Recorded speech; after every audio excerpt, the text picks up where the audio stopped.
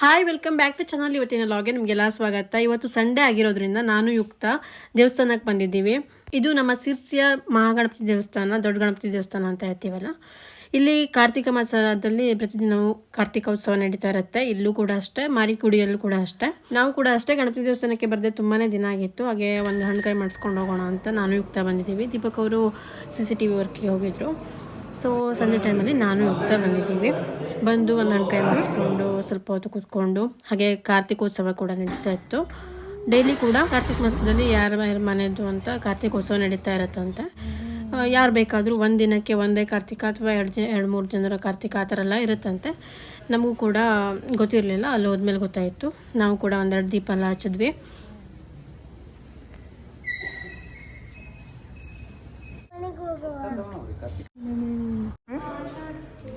ಇಲ್ಲೇ ಆಟಾಡು. ಗಣಪತಿ ದೇವಸ್ಥಾನದ ಪಕ್ಕನೇ ಶಂಕರ ದೇವಸ್ಥಾನ, ದತ್ತಾತ್ರೇಯ ದೇವಸ್ಥಾನ ಎಲ್ಲ ಇದೆ. ಆಮೇಲೆ ನಾವು ಮಾರಿಗುಡಿಗೆ ಬಂದ್ವಿ. ಮಾರಿಗುಡಿಯಲ್ಲೂ ಕೂಡ ಅಷ್ಟೇ ಪ್ರತಿದಿನವೂ ಕೂಡ ಕಾರ್ತಿಕ ಮಾಸ ಆಗಿರೋದ್ರಿಂದ ದೀಪನ ಹಚ್ತಾ ಇದ್ದಾರೆ. ಹಾಗೆ ಪ್ರಸಾದ ಕೂಡ ಕೊಟ್ಟರು. ಅವಲಕ್ಕಿ ಮತ್ತು ಮಂಡಕ್ಕಿ ಎಲ್ಲ ಪ್ರಸಾದ ಕೊಟ್ಟರು.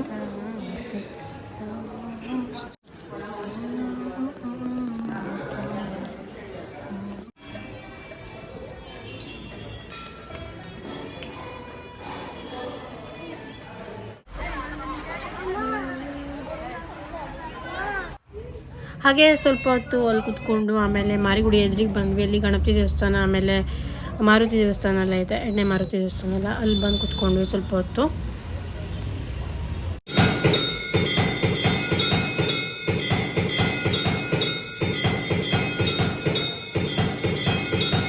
ರಾತ್ರಿ 9 ಗಂಟೆವರೆಗೆ ಎಲ್ಲ ದೇವಸ್ಥಾನ ಓಪನ್ ಇರುತ್ತೆ. 9 ಗಂಟೆಗೆ ಮಹಾಮಂಗಳಾರತಿ ಮಾಡಿ ಎಲ್ಲ ದೇವಸ್ಥಾನ ಕೂಡ ಕ್ಲೋಸ್ ಆಗುತ್ತೆ.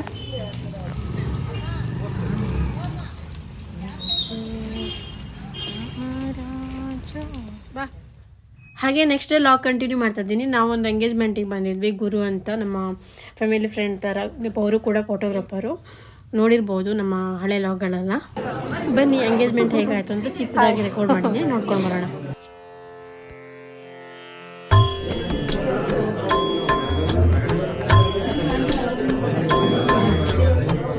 ವಿಘ್ನೇಶ್ವರನ ಬಲಗೊಂಬೆ ಸಿದ್ಧಿಗಳಾಗಲಿ ನಮಗೆ, ಮುದ್ದು ಶ್ರೀ ಗೌರಿಯ ಸುತನ ಪದಕ್ಕೆ ಬಲಗೊಂಬೆ, ಬಾಗಿಲು ಸರಸ್ವತಿ ನಿಮ್ಮನು ಬೇಗದಿಂದಲಿ ಬಲಗೊಂಬೆ, ನಾವು ನೆನೆದ ಕಾರ್ಯಕ್ಕೆ ಕರುಣಿಸು ನಿರ್ವಿಘ್ನವನು,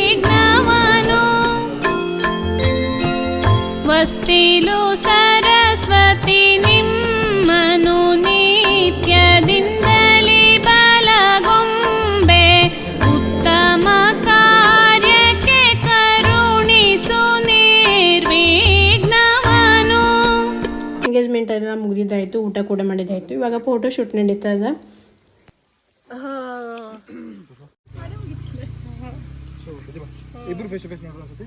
ಎಂಗೇಜ್ಮೆಂಟ್ ಎಲ್ಲ ಮುಗಿಸಿದ್ದಾಯಿತು. ಚಿಕ್ಕದಾಗಿ ರೆಕಾರ್ಡ್ ಮಾಡಿದ್ದೀನಿ, ಜಾಸ್ತಿ ಏನು ರೆಕಾರ್ಡ್ ಮಾಡಿಲ್ಲ. ಹಾಗೆ ಬರುವಾಗ ದೀಪಕ್ ಅವರ ಫ್ರೆಂಡ್ ಸುದರ್ಶನ್ ಅವ್ರ ಮನೆಗೆ ವಿಸಿಟ್ ಮಾಡಿದ್ವಿ. ನೋಡಿ ಎಷ್ಟು ಚೆನ್ನಾಗಿ ಕಾಣಿಸ್ತಾ ಇದೆ ಅಂತ.